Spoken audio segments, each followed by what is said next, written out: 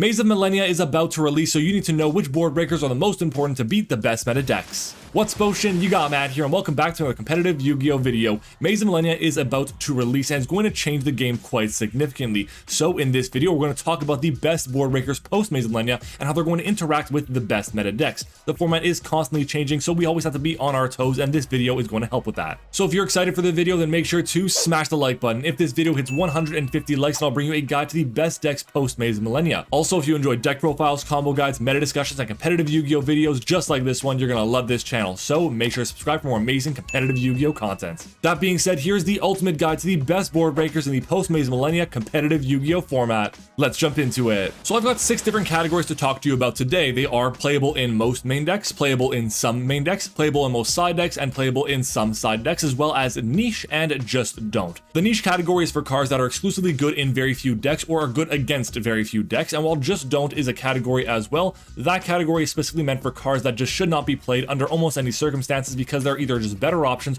or they're just not good enough cards in the format today. But let's get started in alphabetical order with Alpha, the Master of Beasts. This card here is easily summonable, it's non-targeting, non-destruction forms of removal, and it's on a huge body, but it's just not seeing any forms of play right now. Why is that? Well, the fact that it's not a quick effect is absolutely detrimental to the card's success. In 2024, all the best effects are going to be effects that you can use on your opponent's turn. And the fact that you can't do that with Alpha is really problematic, especially against some of the best decks of the format. Now, obviously, if you're playing a tri-type deck, then this card would be really good, but most of the decks of this format aren't going to be in that tri-typing. There are so many better options for cards in the main and side deck, so for that reason, just don't play Alpha Master of Beasts. Book of Eclipse has a really wide range of options that you can use it in, and the fact that if you use the card here and it's not responded to, then all monsters that are just non-links are kind of useless is really strong. The problem with this card though is that it dies to a single Ash Blossom, or if it manages to go through and you can't get rid of all the monsters on the field, then your opponent's going to draw a ton of cards, which can be very problematic. The card has definitely fallen off since Kashtira format, but it's still a solid card nonetheless, so for that reason it's going in the niche tier. Book of Lunar Eclipse is a strictly worse version of Book of Eclipse. The fact that you have to target, which really sucks, and you have to discard a card and you can only book 2 monsters is really unfortunate. It's also pretty much representing a -2 in card advantage since you actually have to discard a card to use it, and you're not getting rid of the threats by using this card. Yeah, you're booking them face down, so they're easier to get rid of, but at the end of the day, that's not getting the job done, so this card is technically a -2. I highly recommend playing almost any card on this list above Book of Lunar Eclipse, so for that reason and because there are so many better options, this card belongs in the just don't tier. Book of Moon is one of the most powerful cards of all time and an incredibly generic and useful card in today's format. Just think about it against a deck like Purely. If they're going to activate Purely Yeep and you're able to go ahead and chain Book of Moon to that, booking the card face down, they won't be able to rank up into the X Purely Noir. If you're going up against Bestial Synchro and you book the Hugin, they can't use their extra monster zone. They will rarely be able to go and link summon in something like SP, or be able to go and synchro summon something like a Coral Dragon or a Tri-Edge Master, be able to then climb up into the powerful level 10 synchros. And of course against Rescue Ace, if you're able to hit the Rescue Ace Hydrant before they can activate the effect, or the Turbulence before they can activate their effect to set 4, then you can shut their strategy down as well. At the bare minimum, it can be used to get rid of a negate, which is really nice, but it can also be used proactively to stop your opponent from getting to something like SP Little Knights. There are some decks that can main it, but not enough for me to place it in that tier, so for that reason, Book of Moon lands in the playable in most side decks tier. Moving on to Change of Heart and Mind Control. Both these cards are really good in terms of what they try to do in terms of taking an opponent's monster, but honestly, they're really not as impactful as you like it to be. At the best case, all they can do is force out a piece of negation and possibly even destroy a card because your opponent has no other choice. The fact that Mind Control is back at 3 is really nice because now you have 4 copies of these cards in your side deck, which can be really useful, but honestly, it's just not impactful enough for me. If they were quick plays, they'd be so much better, but because they're not, for that reason, I have to put both Change of Heart and Mind Control into the niche tier. Cosmic Cyclone is one of the most flexible pieces of back row removal in the format today. It's so good against so many different decks. If you hit cards like the Labyrinth Traps, that's obviously amazing. On top of that, if you can hit something like the Runic Fountain to prevent them from recurring the resources, or the Fire King Island, you're going to be in an amazing position. It's also great going first, especially if your opponent's playing the Wanted engine. If they're able to go ahead and use Diabellstar to set that card, and you activate Cosmic Cyclone on resolution to banish that card they set face down, they basically lost card advantage from there, which is going to be really strong for you. Even though it's a good card, not every deck really needs to take advantage of it since there are so many cards that help with the matchups I've talked about already. But there are some amazing decks this format that really need to play it, so for that reason it goes in the some side decks tier. Moving on to board wipes like Raigeki, Darkhold, Lightning Storm, and Harpie's Feather Duster. Board wipes are in a really interesting position in this format. There are a lot of decks that really dislike dealing with board wipes in general. Some of the best decks in the format right now are Fire King, Rescue Ace, and Labyrinth, and all of them really hate dealing with board wipes in their own way. Darkhold will usually force out something, either a negate or an interruption, or they're going to lose their entire board, which can be problematic.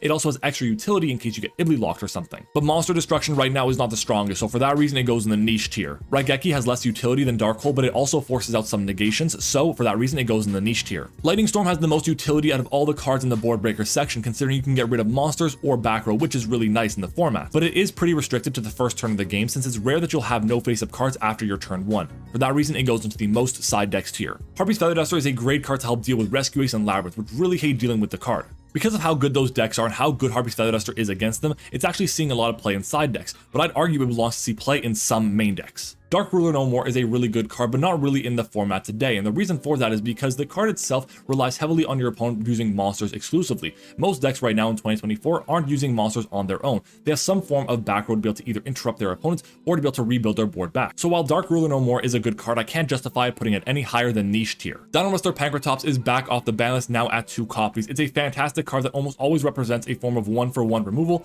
and if you can go to the battle phase, it's possible it can represent a 1-for-2 form of removal as well. Now while Kashtira Fenrir is likely going to be a better card in the format because it can get rid of more options, the fact that Dinowrestler Pankratops is chainable is really nice. It definitely has the power deserving of being played more, and as the format continues to evolve, I think it will. It belongs in the most side decks tier. Enemy Controller is such a flexible card in the format today for both of its effects. The first effect, the change battle position, is really nice to either beat over an opponent's monster or to put something to defense position and have an Xyz monster attack into it to be able to create a Zeus. The Tribute Take effect is also really good for a few different reasons, the first of which is because it tributes you're able to dodge targeted effect negation and destruction, like the runic cards, Imperm, and Daler. And if they don't respond to that effect, you're able to take an opponent's monster and do whatever you'd really like with it, which can be really nice. Not every deck can take advantage of it that well, but the decks that can absolutely love it. So for that reason, it makes a lot of sense for me to place it in the some side decks tier. Evenly Matched is not always going to be the best card in the game, but it is still a really strong option nonetheless right now. Think about how good it is against decks like Fire King, Rescue Ace, Labyrinth, Runic, and more. The fact that this card is so good against some of those best decks right now, it definitely has to see play in the game. At worst case, it can force out a negate, and at best case, it can be game-winningly powerful, so for that reason, it should see play in most side decks. Forbidden Chalice offers quick play targeted negation, and honestly, it has some advantages and some disadvantages, but most of the time right now, you're just better off playing Infinite Impermanence. The real problem with this card is that there are so many better options to it, so for that reason, I'm putting it in the just don't tier. Forbidden Droplet is another very good card, but just like Enemy Control, your deck has to be able to take advantage of the card economy you're losing to activate the card.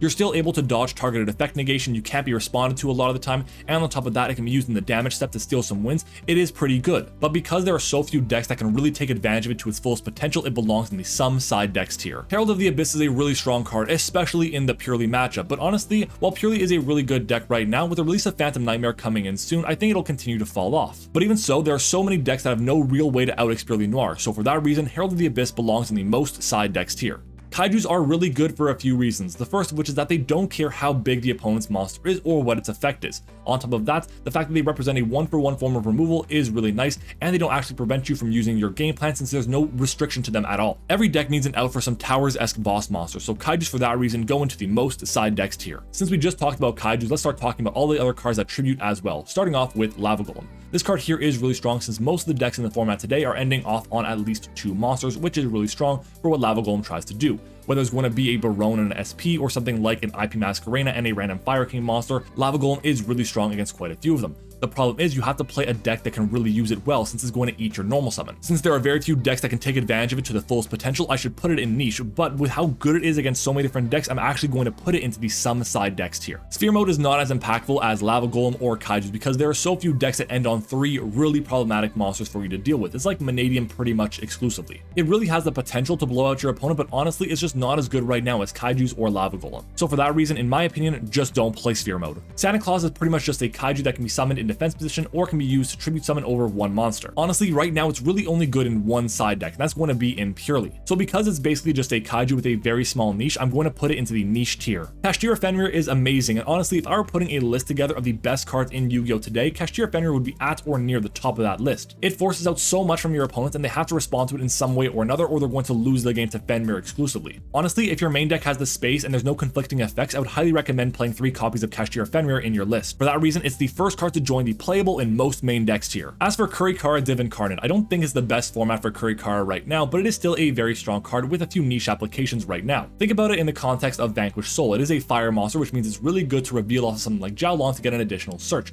It's also really good because it's level 1, meaning the original Sinful Scroll second effect can allow you to add it to your hand. Now there are very few decks with mandatory effects right now outside of like Fire King, and those activate in the graveyard, so honestly it's not seeing the most amount of play, but I do think the card has gotten better since our last list. So for that reason, I'd put Kurikara Divincarnate into the niche tier. Moving on to Super Polymerization. Not every single deck is able to utilize their extra deck to the fullest potential and utilize all 15 spots. Think about decks like Rescue Ace, Vanquished Soul, Labyrinth, and even Chimera Branded, to be honest. All these decks can use Super Poly very well, and honestly, it's really good against quite a few different decks in the format. Think about Fire King and Rescue Ace. If they leave 2 fire monsters on the field, you're either going into a Garura or a Mud Dragon. It's also really good against Chimera Branded, Dragon Link, and more. Against some decks, it's completely dead, but against others, it's an absolute blowout. So for that reason, Super Poly is playable in some main decks. Triple Tactics Talents is one of the best cards in the game, having so much utility. All 3 effects are really strong. The fact that it can be used going first or going second is obviously amazing, and because of that reason, it's seeing a lot of play in the format today. Some players try to play around talents to the best of their ability by activating cards in the draw phase, standby phase, or battle phase,